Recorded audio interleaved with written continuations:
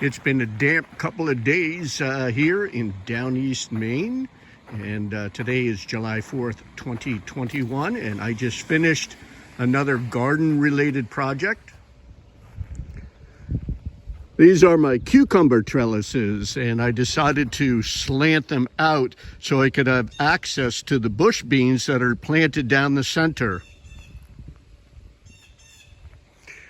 As with my other trellis systems for our tomatoes, I decided to keep with the theme of using 3/4 inch galvanized EMT electrical conduit. Instead of using these really nifty, great connectors that Maker Pipe makes, you can buy them directly from makerpipe.com, I decided to make my own. When I decided to make my own connectors to attach the conduit together, I wasn't looking at doing something to try to make a better system, a faster system, a cheaper system.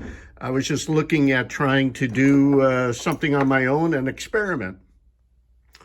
So I made my connectors out of 3/4 inch EMT conduit couplings. There you go. Picked them up at Home Depot. But I also made a notching jig from my drill press. So I'd make my connectors by dropping one of the couplings down inside this notching jig I made. And then I would place the top over it, and I would screw those 4 screws down. And you can see where if I put this on a drill press and passed a hole saw down through, it would notch out the end of that coupling. So I'd clamp my notching jig to the my drill press table, and then I could turn on the drill press. Whoops, not plugged in right now, but you get the idea, and drop the hole saw down through until it cut all the way through the conduit, creating a notch in the end of it.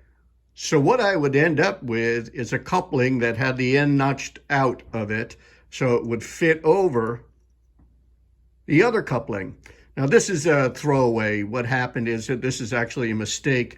Too much of the coupling got hauled out of the holder by the hole saw, and this is actually shorter, much shorter than what I ended up using. So this is a throwaway, but I'm using it here as an example of what I ended up with, or what I worked with.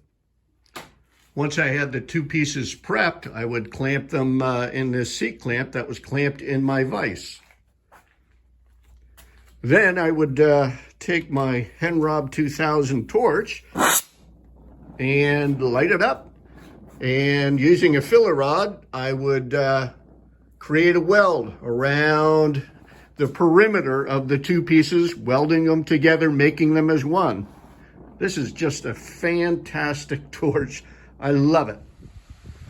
Yeah, the result is a nice little coupling that I made myself. And I really like how the welds came out. Hopefully you can see that anyway. So cucumber trellises are done, and you can take a look here at the garden.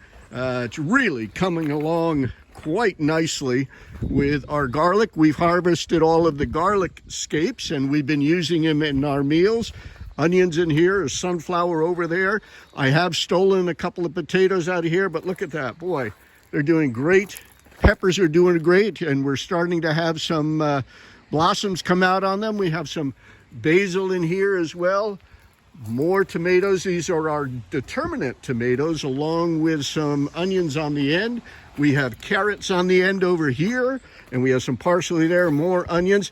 We can't figure out how that potato got in there. It's kind of crazy.